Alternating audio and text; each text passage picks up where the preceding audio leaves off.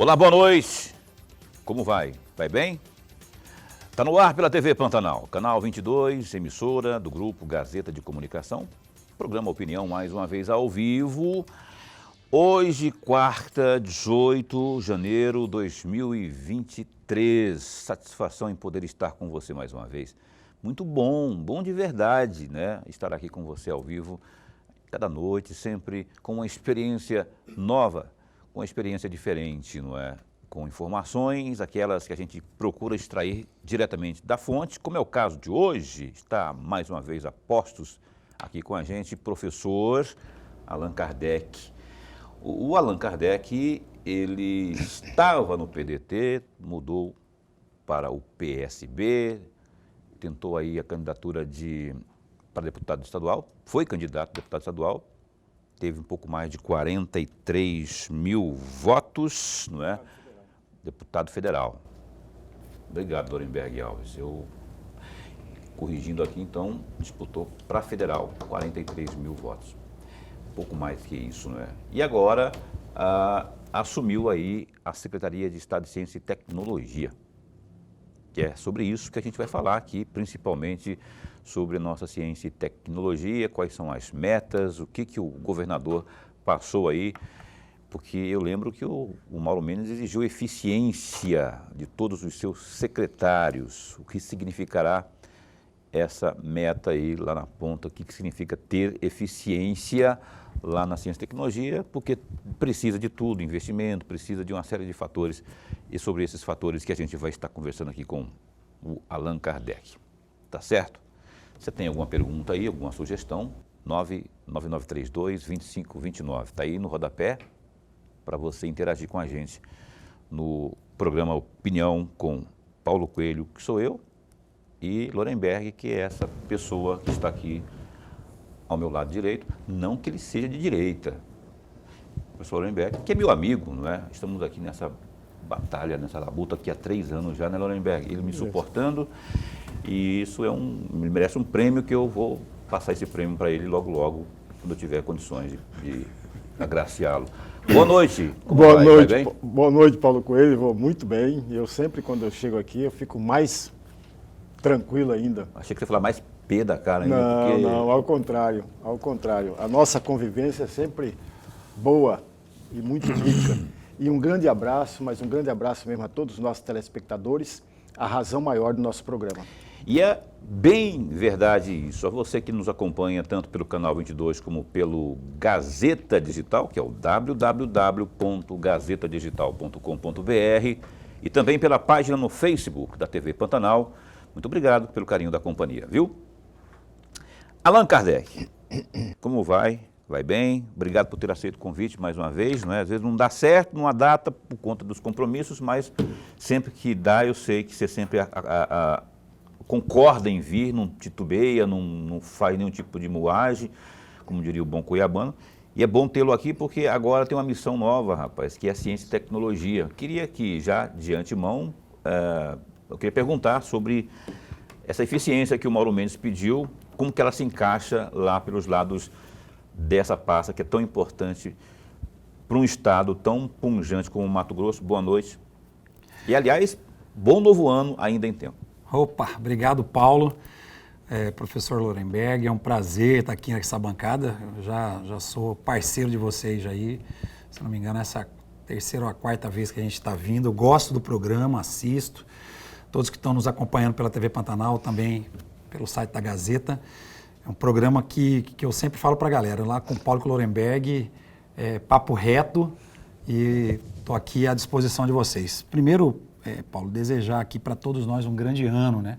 Hoje já são 18 dias do ano de 2023, então temos 2023 inteiro pela frente aí para a gente trabalhar, para a gente estudar, para a gente viver. E aproveitar a oportunidade, agradecer ao governador Mauro Mendes, Otaviano Pivetta, pela oportunidade, mais uma oportunidade de estar trabalhando com eles na gestão, diretamente na condição de secretário. É a segunda oportunidade, eu que passei pela Secretaria de Cultura, Esporte e Lazer também, 1 ano e 9 meses. Agradecer também ao deputado Max Russi, todos os deputados eleitos do PSB, meu partido, que homologaram a nossa indicação, e a Assembleia Legislativa, a qual eu passei por lá 6 anos consecutivos. Hoje a gente tem uma relação muito madura com a Assembleia Legislativa, com a bancada federal. A secretaria é uma secretaria finalística, né? Um estado pujante como o nosso, um estado gigantesco que tem batido recorde em muitas questões e também na questão fiscal. O governador Mauro Mendes, já aproveitando e respondendo a primeira pergunta, o governador Mauro Mendes demonstrou nesses primeiros 4 anos, inclusive 2 de pandemia, sendo que um deles recuperando o estado no ano de 2019, que sabe fazer gestão, que conseguiu colocar a casa literalmente nos trilhos e conseguiu fazer muitas entregas. Então imaginem como deve estar a expectativa do governador e também da população para esse segundo mandato, já que é um segundo mandato que nós começamos a partir daquilo que nós construímos no primeiro mandato. Diferente do que aconteceu lá em 19, Paulo e Lorenberg, que a gente pegou uma programação orçamentária do governo passado. Este ano 2023, quem preparou esse orçamento fomos nós mesmos, fomos o atual governo com a Assembleia Legislativa, inclusive a atual Assembleia que finaliza no dia 31 deste mês. Todos os parlamentos estaduais, municipais, eles entram no primeiro ano do Executivo. Então, a ordem é eficiência, Paulo. A ordem é eficiência. Para isso, o governador tem os indicadores, os painéis de várias áreas, da gestão fiscal, do planejamento, da execução e, inclusive, também com pesquisa de satisfação sobre os serviços que nós estamos oferecendo para a sociedade. No caso da nossa secretaria, qualificação profissional, ensino técnico, pós-médio, cursos de formação e também todas as áreas ligadas à questão da ciência, tecnologia e inovação. Esse izinho da CCTESI, que é hoje a primeira ação que o governo está de olho nela. Dos indicadores nacionais, Mato Grosso tem alcançado índices fantásticos, mas na inovação, isso é público, em qualquer painel de indicadores nacionais, nós somos o 23º estado em inovação. E, obviamente, que isso não retrata a realidade, professor. O que falta é a nossa secretaria ter ferramentas, junto com os institutos, Instituto Federal, Unemat, o FMT, o Sistema S, as particulares, para que a gente possa trazer para dentro dos nossos indicadores aquilo que o Estado produz e aquilo que o Estado consome de inovação. Não é à toa que nós somos campeão no agro. E lá tem muita inovação. Então, acho que nós vamos começar a trabalhar com os indicadores, Paulo, do izinho, do final da palavra CCTESI, lá na inovação a gente quer trazer para dentro da secretaria do governo, o governo que hoje está montando muitas parcerias com a iniciativa privada, o MT Par está aí, sucesso total, o MT Desenvolve, sucesso total, e a CCTESI precisa também entrar nesse círculo virtuoso do processo de inovação das nossas questões aqui no Estado. Pois é, mas eu fico pensando, antes de chamar a Lorenberg para briga, que eu falo briga é conversa, no sentido melhor da palavra.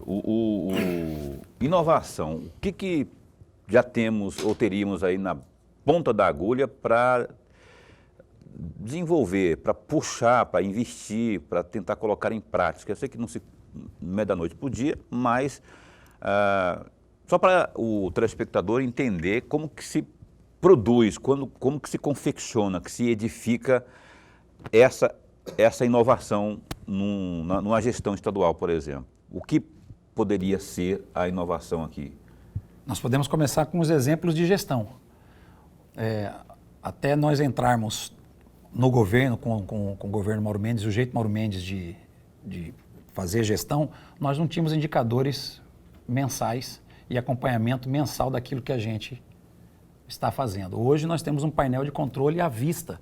Se você vai no governo do Estado, você vai ver lá na TV do governo os indicadores. Lá no gabinete tem realmente, no gabinete do governo tem esse painelzão. E nós temos os nossos processos hoje, e a MTI tem desenvolvido muito isso, linkando os nossos sistemas de gestão com o sistema de gestão à vista para o cidadão saber o que foi investido. Então, nós inovamos no processo de transparência na gestão. Hoje o governo do Estado tem métricas para ver quanto você empenhou daquilo que foi planejado e do que está empenhado, o prazo que você liquidou e pagou. Hoje os nossos fornecedores, Paulo, eles têm a segurança de fornecer um serviço para o Estado e ter a certeza do prazo de pagamento a partir do momento que houve a fiscalização e a medição de um serviço. Então, essa eu acho que é a maneira mais correta de inovar a gestão, com Entendi. transparência e com eficiência na aplicação dos recursos. E isso a gente pode dar vários exemplos. Hoje, por exemplo, eu recebi uma startup, que eu posso depois desenvolver um papo sobre isso, sobre a aplicação das abelhas na plantação de soja e a melhoria dessa produção a partir da polinização dessas abelhas. Isso é um processo que a FAPEMAT e a CCTES está investindo nessa pesquisa, que é uma inovação. Então, só para a gente ter ideia do que a gente pode fazer com esse estado maravilhoso. Por isso que eu pedi para exemplificar, porque fica mais claro para a gente entender, não é? Já que você está começando de trás para frente, que eu falo do nome, né? Começando pelo I, CCTES. E é bom que se tenha esse esclarecimento aí, e são coisas boas. Se é uma inovação, se é algo que vem para melhorar a eficiência que o glorioso Mauro Mendes tem exigido aí dos seus secretários, é bom que se inove. Professor Lorenberg. Secretário, antes de mais nada, registrar aqui a nossa alegria. Mas a alegria mesmo de contar mais uma vez com o senhor aqui, esse papo, o nosso papo aqui, é sempre bom tê-lo aqui mesmo. O amigo telespectador já ganha e ganha muito com a sua presença. Secretário, eu tenho 4 temas para ouvi-lo. 2 dele do ponto de vista político eleitoral e 2 diretamente à sua secretaria. E eu vou começar pegando carona na resposta que o senhor acabou de nos dar. Tem uma frase que o senhor chegou a mencioná-la lá no site Olhar Direto, no dia 7 de janeiro deste ano, deste mês. O senhor chegou a dizer o seguinte, entre aspas, é um desafio, Mato Grosso ainda tem muito o que se fazer na área da ciência, da tecnologia e da inovação. Eu gostaria muito de ouvir um comentário a respeito dessa frase que o senhor chegou a mencionar numa entrevista ao site Olhar Direto. Professor, vou dar a resposta direto para o nosso telespectador na prática. Eu sou de Santo Antônio Leverger, Barão de Melgaço, aquela região maravilhosa do Brasil e do mundo. Nós temos uma chácara que eu estou tentando, junto com a minha família, transformar numa pousada pesqueiro. Fica na região de Barranco Alto. Estou vendendo meu peixe aqui. Lá não pega celular. Lá não tem sinal de celular. Então eu tenho que levar um link para lá e pagar particular. Para os possíveis clientes, eles vão ter que se conectar na minha rede para conseguir se comunicar com outras pessoas. Mas e todos os outros chacareiros ali que poderiam trabalhar no âmbito do turismo rural, ele não consegue nem receber um Pix, porque ali não tem sinal de celular. E ali é pertinho de Mimoso, a terra do patrono das comunicações, que só pega uma operadora, não pega as outras e ainda assim malemar. Em Água Fria, João Carro, lindo, na beira do Lago do Manso, também não temos cobertura de telefonia nem de sinal de dados. Mas se eu saio, Paulo, de Campo Verde para Primavera do Leste, ali a 070, todo trecho eu tenho sinal de internet, porque o agro já colocou internet e torres de celulares para aquela região.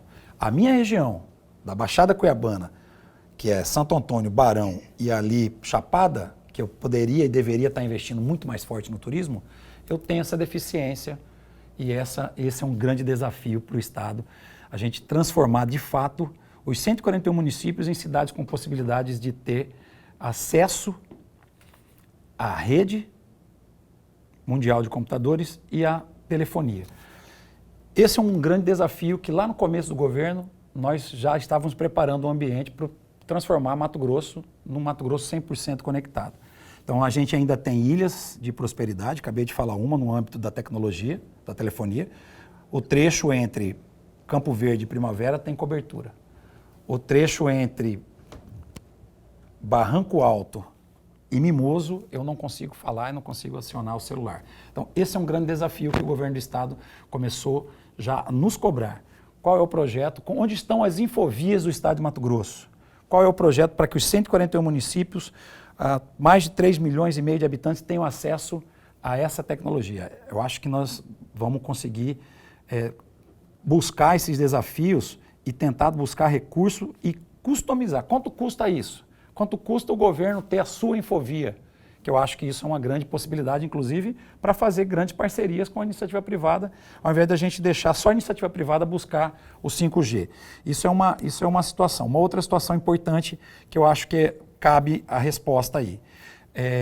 Todos os alunos da rede estadual, da rede pública, têm acesso a uma sala maker?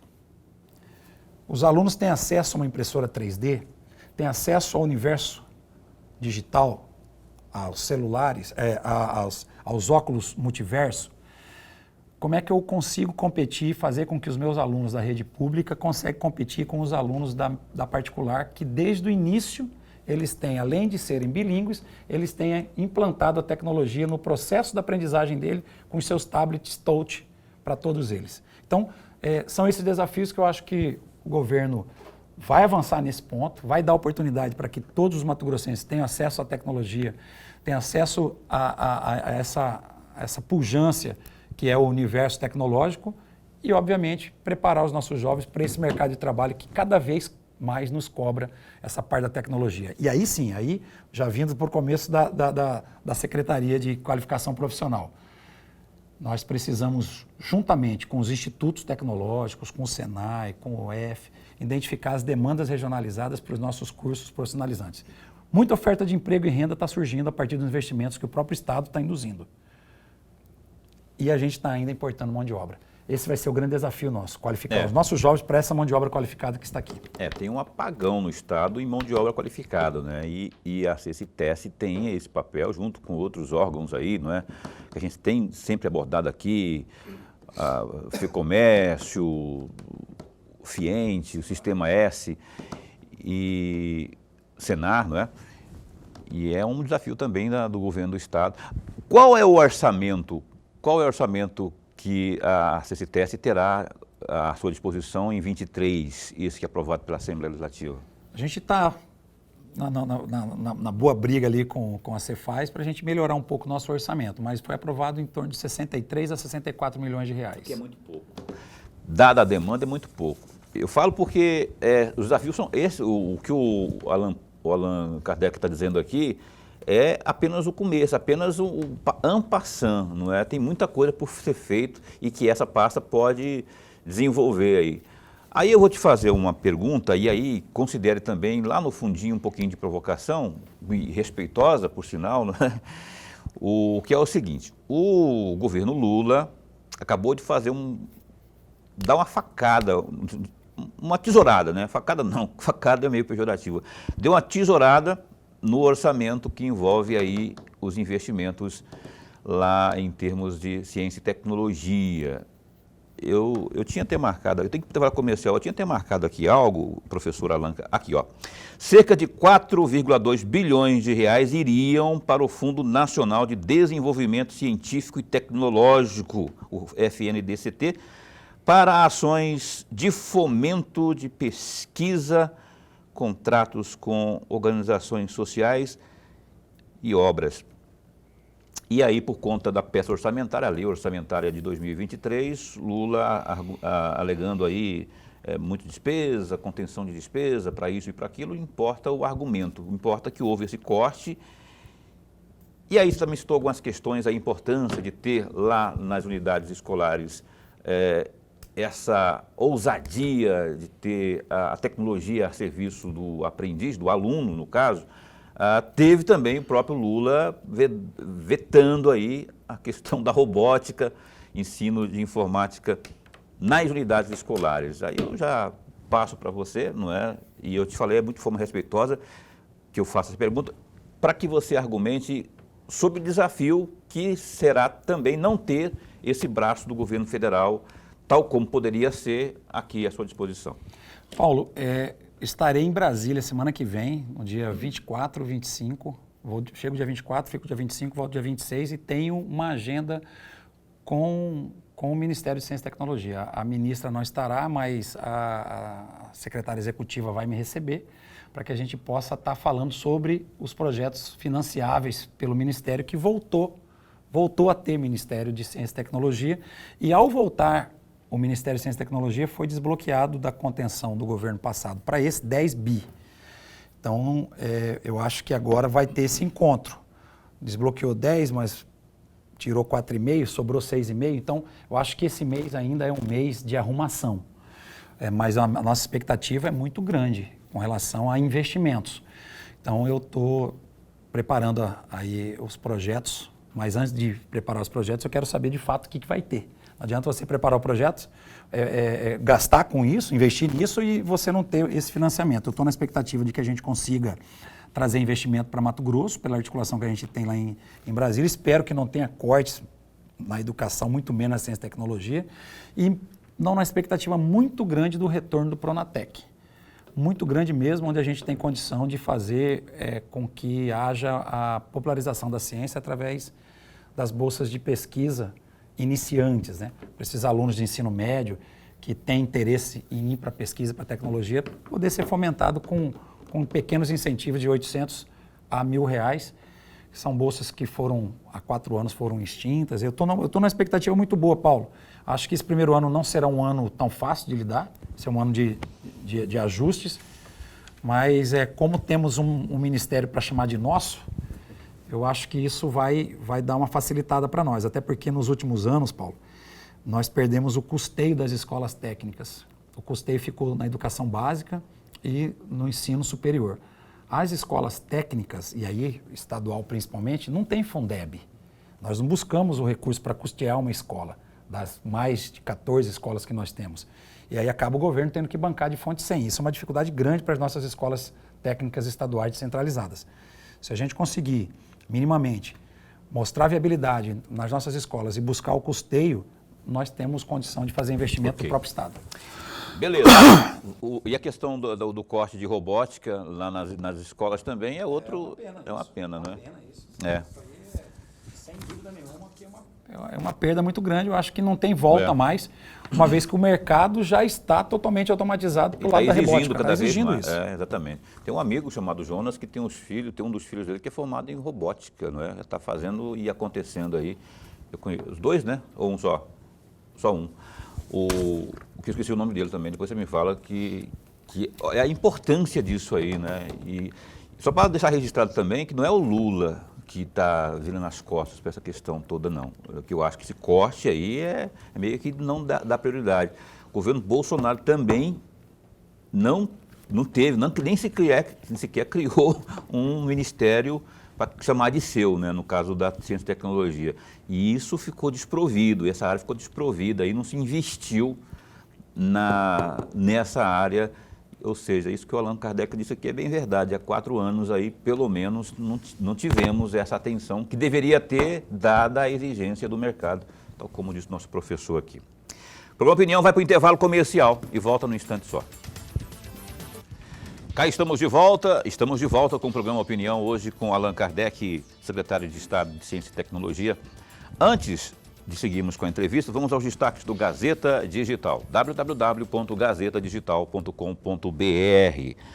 O ministro do Trabalho, Luiz Marinho, garantiu nesta quarta-feira, 18, que a valorização do salário mínimo respeitará a previsibilidade da economia. Segundo ele, com o reajuste, haverá o aumento do poder de compra do salário, mas será mantida uma inflação controlada. Em meio às especulações sobre o reajuste do salário mínimo, contudo, Marinho garantiu que o valor de R$ 1.302 está em vigor. A fala ocorreu em evento no Palácio do Planalto, para a instalação de um grupo de discussão da nova política do salário mínimo, com a presença do presidente Luiz Inácio Lula da Silva e lideranças sindicais. Conforme mostrou o Broadcast, que é o sistema de notícias em tempo real do grupo lá do Estadão, Grupo Estado, o presidente avalia reajustar o salário mínimo em 2023 acima dos 1.320 previstos no orçamento, mas a medida ainda não teria sido definida. Uma ala do governo defende que essa despesa seja custeada com parte do corte de 50 bilhões de reais de gastos propostos pelo ministro da Fazenda, Fernando Haddad. Outra notícia aí, rapaz, é o seguinte, a CNM, Confederação Nacional dos Municípios, recomendou nesta terça-feira, dia 17, que prefeitos ignorem o reajuste de 14,9% no piso salarial dos professores em 2023 e concedam aumento com base na inflação de 2022, na medida que é, né, uma situação que é medida pelo IPCA, Índice Nacional de Preços ao Consumidor Amplo, que foi de 5,79% no ano passado. O aumento do piso de quase 15% foi anunciado nesta segunda-feira 16 pelo ministro da Educação, Camilo Santana. Pela medida publicada no Diário Oficial da União, desta terça-feira 17, o piso passa de R$ 3.845,63 para R$ 4.420,55 para a jornada de 40 horas semanais. Custo de R$ 19,4 bilhões aos municípios. Segundo o levantamento da CNM, o impacto do aumento anual para os cofres municipais será de 19,4 bilhões. A entidade ressalta que o aumento do piso do magistério é concedido pela União, mas não impacta as finanças do governo federal, pois quem paga esta conta são estados e municípios.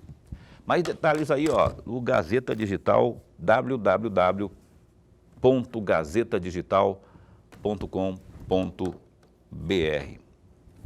Seguindo aqui com o nosso programa, o programa Opinião, hoje entrevistando o Allan Kardec.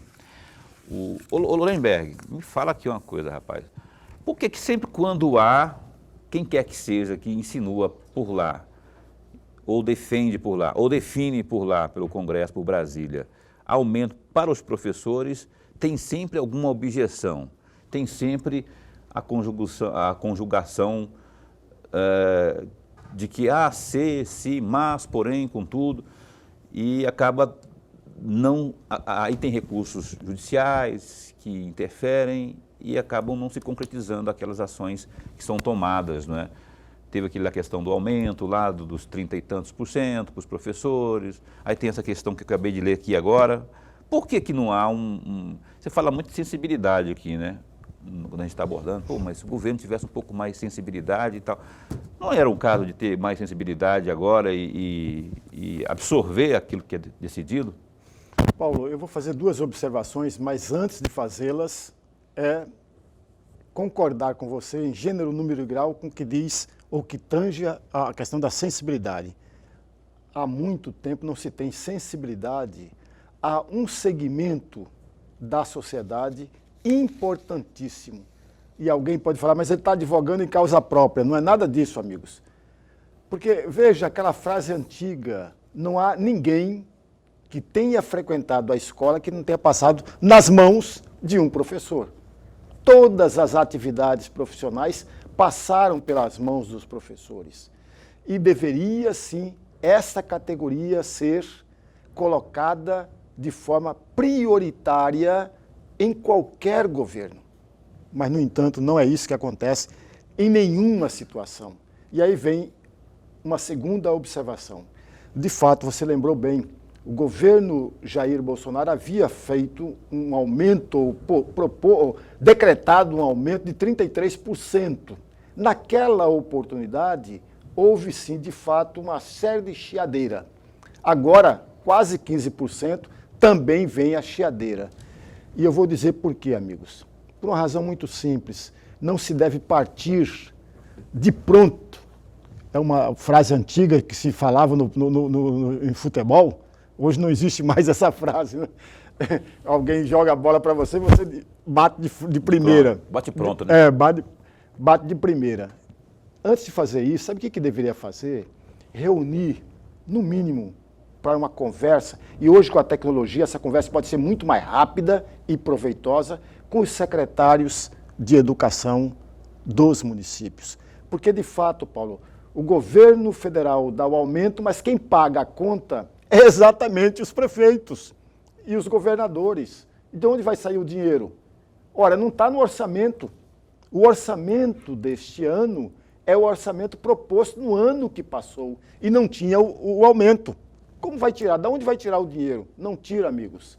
Então, se o governo federal conceder o aumento e contribuir para o pagamento desse aumento, aí é outra situação. É uma outra situação muito diferente. Por isso que eu falo sempre, antes de tomar a iniciativa de dar o aumento que os professores merecem e precisam, uma conversa anterior com os secretários para ver a possibilidade a possibilidade das prefeituras bancarem esse custo. Algumas prefeituras no estado de Mato Grosso, no universo de 141, pode bancar, mas 95% das prefeituras não podem bancar. A solução talvez, Allan Kardec, pode chamar para conversa aqui, talvez fosse uma revisão ampla, geral e restrita do nosso pacto federativo, né? Porque aí você teria uma igualdade, uma coisa mais justa na repartição do bolo, ou não? O que você pensa a respeito disso? Eu estou perguntando para o Allan Kardec, porque é professor, né? Ele sente na pele e entende, representa a categoria, dá para ver na performance parlamentar dele lá na Assembleia, quando tinha pauta dos servidores públicos, notadamente dos professores, ele estava lá sempre votando com a categoria. Aí eu estou perguntando para você, a questão do Pacto Federativo não seria justo, não é? Não seria uma solução para isso? Seria muito justo. É a primeira, você acertou na mosca. E a gente está falando isso, acho que tem pelo menos 30 anos. O governo federal arrecada 65% do bolo tributário, 25% fica para o Estado e 10% dividido para os municípios aí. E aí uma coisa importante que o professor falou, realmente, se você comparar um município pujante, industrializado, que gera emprego e renda, que tem arrecadação nos seus tributos municipais, com um município pobre, fica difícil para o município pobre conseguir pagar o piso, em que pese tem o cofinanciamento, tem a participação também do governo federal, minimamente a partir do número de alunos atendidos. Mas eu quero aproveitar essa oportunidade para dizer sobre inversão de valores. E me perdoem os professores universitários, meus colegas professores universitários, estou lá na academia, vai fazer 20 anos o ano que vem. Será que tem algum professor universitário que ganha R$3.800, R$4.200? Isso é para professor de educação básica, professor que ensina o seu filho as séries iniciais, os anos iniciais, a ler e escrever. Então nós pagamos mal para o professor da educação básica e pagamos justo e às vezes um bom salário para os professores de nível superior. Então um professor do IF, um professor da Unemat, um professor da UFMT, ele só entra a partir de mestre ou doutor, ele não entra com menos de 10 mil, que é um salário razoável, mas não sai com menos de 20. Aí eu vou falar a realidade do professor da rede estadual, que é bem melhor que 95% de todos os municípios. A gente já está pagando esse piso aí de 4 mil e pouco o ingresso. Mas um professor doutor com 35 anos de casa vai embora com 10. Presta atenção, um professor doutor com 35 anos de casa, com 65 anos de idade ou com 58 anos de idade, ele vai embora com 10. E um professor universitário entra com 12 ou 13. Sai com 25. 25. Então, isso não é só Mato Grosso. Olha que Mato Grosso paga um dos melhores salários e temos um plano de carreira estabelecido. A cada 3 anos o professor consegue andar nos níveis, a cada especialização. E lá no município é pior ainda? Muito pior, muito pior. Tem município que não consegue pagar o piso e que também não tem uma gestão apta para conseguir ir atrás dessa qualidade que o professor merece. Imagina um professor, professor dando aula para 25, 30 alunos de 5 e 6 anos de idade. Ele pega essa turma às 7, fica com essa turma 8, 9, 10, 11 horas, todos os dias, o ano inteiro, para ele ganhar 3.800 bruto, vai receber aí 3 limpo. Eu acho que é pouco demais. É vergonhoso isso. Vergonhoso. Aí é essa que você falou aí, né? É a questão da valorização propriamente, que a gente chama da inversão de valores que a gente observa hoje em dia e que não é praticada a justiça nesse setor aí. ele não falou que é injusto o professor universitário ganhar aí 12 mil, 20 mil, não. Está dizendo que deveria ter também essa atenção para os estados e principalmente lá nos municípios, como disse o Lorenberg aqui, 95%. Não aguentaria. No Mato Grosso, não. Pois é, acho que no país inteiro eu acho que a realidade é essa. Mas enfim, vamos seguir aqui com o Lorenberg. Nós estamos entrevistando aqui o professor Allan Kardec, que é secretário de Estado de Ciência e Tecnologia. Secretário, eu vou pedir uma reflexão a respeito, começando por uma frase que, ao tomar posse na secretaria agora, o senhor chegou a dizer o seguinte, que um dos objetivos da pasta é investir na qualificação para gerar novos empregos. E aí, antes da minha pergunta, a provocação sempre no bom sentido. Quando eu estava ainda no ensino fundamental, que não chamava ensino fundamental, chamava antigo ginásio, né? No antigo ginásio, eu era aluno, não professor, eu ouvia a seguinte história: falta qualificação do trabalhador no Brasil. Lá naquela época, 3 meses atrás, quando eu cursava... 3 meses atrás? O ginásio. Há 3 meses atrás eu ouvi essa mesma história. Saí do ginásio, fui para o 2º grau, entrei na universidade, passei a ser professor e a mesma história, a mesma lenga-lenga. Falta qualificação para os profissionais. Hoje, a mesma história. Ora, se essa história é verdadeira, há 3 meses atrás, o Estado, então, fracassou nesse... Eu estou provocando o senhor. O Estado fracassou. Porque esse diagnóstico, eu sei desde aquela época. E até agora não se resolveu. E tem mais um outro detalhe. O garoto, hoje, ele parece que já nasce mexendo com as máquinas, com a tecnologia. Ele é capaz de desmontar um celular, que eu confesso que eu não... Desmontar é fácil, né? Agora, montá-lo que é o problema. Eu confesso que não seria capaz. Mas qualquer garoto faria isso com maior tranquilidade. Eu vou pedir pro Allan responder em 2 minutos, eu tenho que ir para o intervalo comercial, responde aí, se for pouco, aí você responde em 2 minutos uma parte, aí no próximo bloco a gente termina, por favor. Professor, vou tentar ser bastante breve. O senhor tem toda a razão. E uma das metas do governador é justamente isso. Nós estamos induzindo serviços. Agora, ferrovia estadual, a 163 estadualizou, geração de emprego para esses setores. Nós temos uma rede de escolas formadoras. A ETS, que é as Escolas Técnicas Estaduais, o IFMT, a Unemat, a UFMT, a Universidade de Rondonópolis, o Senai Fatec, Univag, Senar. Nós temos várias escolas formadoras e o tempo inteiro nós temos geração de novos empregos. Vou dar só um exemplo para finalizar, como a gente está buscando essa qualificação. Nós lançamos e foi um sucesso total a turma de programadores de linguagem de celular, por exemplo. Nós, ao final desse curso de formação, curso técnico, 270 inscritos, 90 de manhã, 90 à tarde, 90 à noite, na nossa escola de alta performance. Ao final, nós vamos ter 50 bolsistas contratados pelo governo, através de uma bolsa FAPEMAT, para atender a demanda da MTI. Nós temos uma demanda enorme na questão de programadores. E sabe quanto que é a bolsa? De 6 a 8 mil reais.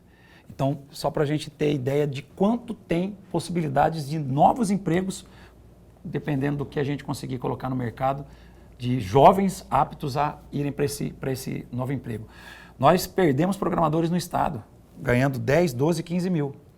As empresas privadas, os startups, as empresas conectadas, as empresas, por exemplo, vou divulgar aqui a Amazon, Microsoft, a Google, eles estão absorvendo cada vez mais essa mão de obra, porque são plataformas para novos negócios. Hoje não se faz mais nada dentro da internet se você não tiver as suas plataformas digitais e conectadas. E precisa ter os técnicos habilitados para isso. Estamos em várias frentes aí. Ontem nós estivemos com o IFMT, amanhã estarei na Unemat, nós estaremos com a UFMT. Nós queremos fazer uma grande cruzada. E para isso, aí eu falo isso no próximo bloco, a reestruturação do Conselho Estadual de Ciência, Tecnologia e Inovação a partir dessas escolas e dos ICTs, dos Institutos de Ciência e Tecnologia. Junto com o governo do Estado, nós vamos abrir essa demanda dos 141 municípios e, de fato, para onde que vai a oferta de emprego e qual é a responsabilidade nossa para qualificar esses jovens? E esse, inclusive, ia ser um assunto que eu ia abordar no próximo também, aqui na sequência da pauta aqui, essa questão do destino aí e a qualificação dos jovens. Vamos para o intervalo comercial, sim, e após o intervalo a gente retoma a entrevista aqui com o Allan Kardec. É um instante só.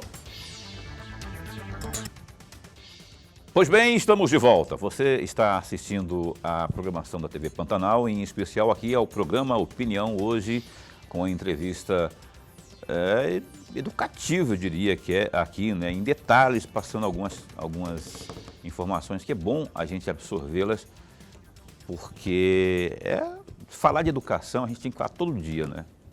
Falar de ensino tecnológico, mesma coisa. E além de falar, os nossos gestores deviam investir também o tempo todo, assim, para evitar apagões de mão de obra, evitar desemprego, ou melhorar a questão da geração de emprego, por exemplo. Mas olha, antes de seguirmos com a entrevista, tem um recado importante, rapaz. Ó, tá pensando aí, sabe em quê? Tá pensando em armazenar, tá procurando um lugar para armazenar aí, estocar suas mercadorias? Eu tenho a resposta. É Maxlog, fica aqui no Distrito Industrial. Veja aí o recado. Olha, meu recado é para você que está buscando um local para armazenar e estocar as suas mercadorias. Eu apresento a você a Maxlog, uma empresa que está no mercado há 10 anos e possui uma infraestrutura completa e segurança 24 horas. Atualmente, a Maxlog conta com 3 unidades em Cuiabá e uma unidade em Goiânia. Sua infraestrutura de galpões possui 167 mil metros quadrados de pátio e 55 mil metros quadrados de área coberta. A Maxlog tem como diferencial a oferecer aos seus clientes os seguintes serviços: monitoramento 24 horas por dia, portaria, serviços de carga, descarga para cargas batidas e paletizadas, sistema de pesagem de balança, banheiros e restaurante. A Maxlog também oferece serviços temporários de carga e descarga e ainda armazenamento. Agende a sua visita. Fale com a Maxlog pelo telefone 65-3611-6900. Maxlog, excelência em logística. Tá aí, ó, recadaço da Maxlog. Eu até falei hoje com o Kennedy, é Francisco Kennedy o nome dele. Kennedy, conhecido como, ele é o CEO lá da Maxlog lá. E vai estar conosco sexta-feira, porque além de ser o cara que manda prender e manda soltar lá na Maxlog, ele também é presidente do Sindicato das Indústrias Químicas do Estado de Mato Grosso e eu não sei se agora ele assumiu a presidência, mas era vice-presidente lá da Associação Comercial do Distrito Industrial. Eu acho que ele assumiu porque ele era vice, né? Mas a Buzete, que era então a presidente, agora assumiu como senadora. Eu imagino que ele tenha assumido o cargo de presidente também da Associação Comercial lá Associação dos Industriários lá do Distrito Industrial. Paulo, deixa eu aproveitar aqui, mandar um abraço para o Kennedy, meu amigo, fazer uma provocação para ele. Quero também aproveitar e conhecer a empresa e olha só que coisa interessante, né? É uma empresa que atende outras empresas. Uhum. Lá vai ser um espaço coworking, né? Uhum. São espaços de várias empresas que trabalham com armazenamento de produtos, entregas, essas coisas todas. Ela pode ser, por exemplo, uma subsidiária da Amazon. Pois é. Né? Então, é uma empresa inteligente. E o Kennedy, ele tinha aqui, junto com as suas empresas da Max Vinil, ele tinha uma empresa chamada Reciclamax. Eu ainda era vereador em Cuiabá e a gente fez um trabalho grande, até instituir um selo verde em Cuiabá. Na época eu fui vereador, Paulo. O Kennedy, nessa empresa Reciclamax, ele recebia os PETs, as garrafas PETs, e reciclava para virar outros PETs novamente, e eu acompanhei o processo todo e a implantação de algumas associações de recicladores e catadores. E, infelizmente, a Reciclamax mudou, acho que mudou até do Brasil. Então, Kennedy, vamos voltar a Reciclamax para cá. Não sei como é que está esse setor, tem que falar com o Cezinha Miranda, nosso secretário de Desenvolvimento Econômico, mas é um setor muito importante para nós, que tem a ver com o que nós estamos vivendo no mundo, que é a questão da sustentabilidade. Recolher essas PETs que estão indo para o rio e transformá-las novamente em uma nova PET, uma nova garrafa PET. Eu lembro muito disso. Parabéns aí ao Kennedy, sucesso. Pois é, e aliás tem uma empresa também no Distrito Industrial que o cara é meu amigo também, que é o Adilson, lá da Brasplast, Plastiblas também, que é um gigante nesse setor também aí da reciclagem, desse trabalho feito com... Transforma, né? Interessante esse papo. E lá, se não me engano, são produtos químicos, né? Sim. São embalagens de produtos químicos. Eles têm transforma em mangueiras, essas mangueiras industriais, mangueiras que se usam nas construções também. Enfim, tá aí dado o recado. Ô, Alan, você falou da Amazon e também da Microsoft no bloco passado, e aí é uma preocupação que vem de encontro com isso que a gente está colocando aqui. A Amazon, ela anunciou aí uma demissão de 18 mil pessoas no seu quadro de funcionários. A Microsoft anunciou hoje, ou foi ontem, 10 mil demissões também. É evidente que em nível nacional, pô, Paulo, mas o cara que tem 1 milhão de funcionários, 10 mil pessoas não é nada, você que pensa que não é.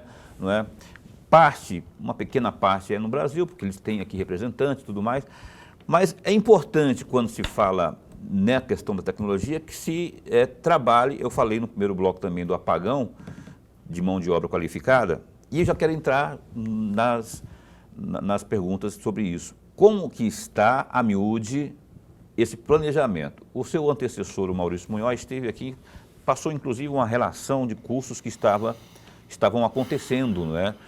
Lá por parte da CCTES. Como é que está isso em termos de oferta de cursos? Como é que está a preocupação do Estado? Como que vai ser na sua gestão para essa qualificação aí? Paulo, eu quero... E fala também do conselho, que você falou só uma parte lá no bloco anterior também. Paulo, primeiro eu quero aqui fazer um registro muito importante mesmo. Eu tenho uma equipe, eu não, né? O Estado, você que está nos assistindo, você tem uma equipe muito qualificada nos quadros dos profissionais efetivos lá na CCTEC. Eu me deparei com quadros profissionais fantásticos, especialistas, mestres, doutores, e isso facilita muito o trabalho, porque são pessoas que estão conectadas com o que tem de melhor no mundo. Nós temos um quadro enxuto, porém um quadro muito valioso de profissionais. E isso vai fazer com que a gente consiga desenvolver grandes desafios nessa área da qualificação profissional, da ciência e da inovação. O Maurício Munhoz, que passou por lá, é uma pessoa com quem eu respeito muito, é um pesquisador, eu sou ledor dos seus livros. Ele conseguiu organizar a cara da secretaria que nós estamos trabalhando agora, reorganizando um pouco daquilo que a gente tem de experiência e expertise na área da educação profissional e na área da gestão pública mesmo. Então, acho que a gente vai conseguir ter um ambiente favorável depois dessa passagem do Maurício, da organização da equipe. Eu acho que a gente vai ter um ambiente favorável. Eu venho da Assembleia, então a gente vai ter facilidade de diálogo com a Assembleia, com o Tribunal de Contas, com a bancada federal, com o governo federal, com os secretários que atuam em conjunto com a Secretaria, e a gente precisa transversalizar isso. Paulo, qual que é o nosso desafio? Existe já, há muito tempo, o Conselho Estadual de Ciência e Tecnologia, e infelizmente pouco atuante. É um conselho consultivo, que a nossa expectativa é apresentar para o governador, e ele que vai tomar essa decisão, obviamente, estou antecipando aqui no programa, que esse ano a gente faça uma reconfiguração do conselho e ele passa depois a ter até poder de deliberação sobre alguns fundos importantes para a pesquisa. Nesse conselho, a gente tem que ter cadeira cativa o reitor da UFMT, mas ele tem que estar lá, ele não pode ficar mandando representante, seu suplente. Nós temos que ter cadeira cativa o reitor do IFMT, a reitora da Unemate, o diretor do Senai FATEC. Nós precisamos ter o SEBRAE, a FIENTE, nós precisamos ter um conselho superior de pessoas que entendem o que está acontecendo no mercado de qualificação profissional e especialmente na demanda de profissionalização do nosso quadro de mão de obra. E isso precisa ter pessoas com um perfil para isso. Então, eu acho que nós vamos conseguir organizar esse conselho, encontros trimestrais e nós rodarmos o Estado. Descentralizar esses encontros. Vamos para Cáceres. Ótimo. Vamos para o UFR. Vamos para Barra do Garça e entender, junto com o governo do Estado, junto com o governador e o nosso vice-governador Taviano Pivetta, qual é a vocação do nosso Estado, para onde que nós vamos para os próximos 10 anos, a partir de agora, daquilo que nós já construímos na área fiscal. Muito investimento em logística, muito investimento em infraestrutura, o que mais está faltando e o que eu preciso para que eu tenha um ambiente de cidades inteligentes, cidades conectadas e o nosso pessoal preparado para o que está vindo aí do mercado de trabalho. Lorenberg. Secretário, nos 2 blocos anteriores, o senhor falou do governo federal 4 vezes.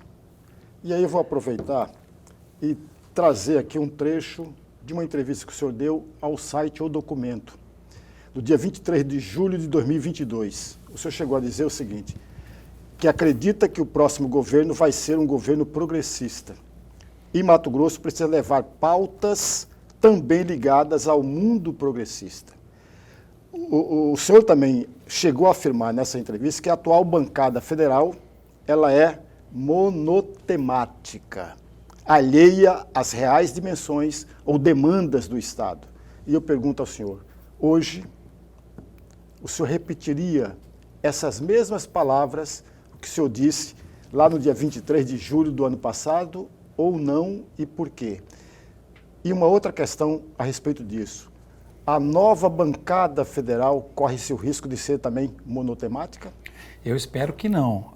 Eu espero que não. O Estado ele muitas vezes contrapôs posição do governo passado com relação à vacina, com relação ao uso de máscara, com relação à aplicação de investimentos ao meio ambiente. Então eu percebia que às vezes o governo do Estado ia diferente da orientação do governo federal. E hoje, obviamente, dentro novamente da estrutura de governo, eu mais que acerto, porque o governo está mais que conectado com as pautas mundiais. A ida da nossa comitiva para a COP trouxe um alerta muito importante e está todo mundo ligado na orientação do nosso governador, com relação às questões ambientais, sustentabilidade, eficiência na resolução de problemas e na parte de modernização dos nossos processos, tanto processos de gestão quanto processos de entrega dos nossos serviços. Espero que a nossa bancada, e aí separando as bancadas, né, o Senado da Câmara Federal. O Senado, muito bem qualificado, nós temos um senador que hoje é ministro e uma suplente de Senado que vem da indústria, minha amiga Margarete Busetti. Então nós temos um Senado apto para aquilo que está pronto o Estado de Mato Grosso. E a bancada federal, ela teve uma renovação.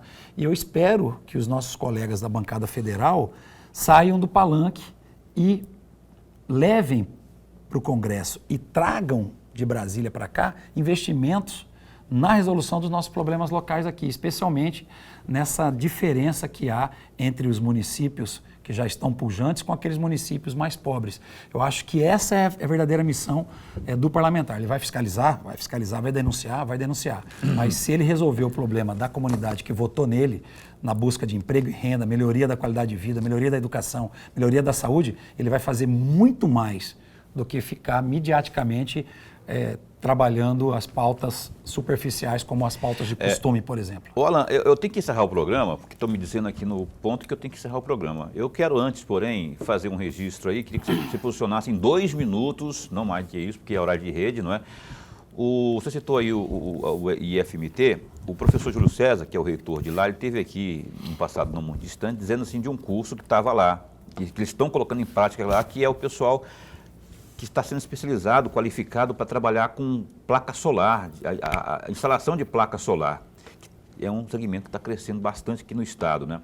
E eu te perguntei agora há pouco sobre o que o Maurício tinha falado aqui já, né, de alguns cursos. Queria que em 2 minutos você falasse aquilo que tem mais próximos das pessoas para efeito de cursos lá pelo lado da CCTS.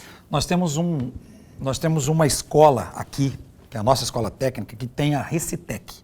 Olha só que fantástico isso. Curso de montagem de computadores.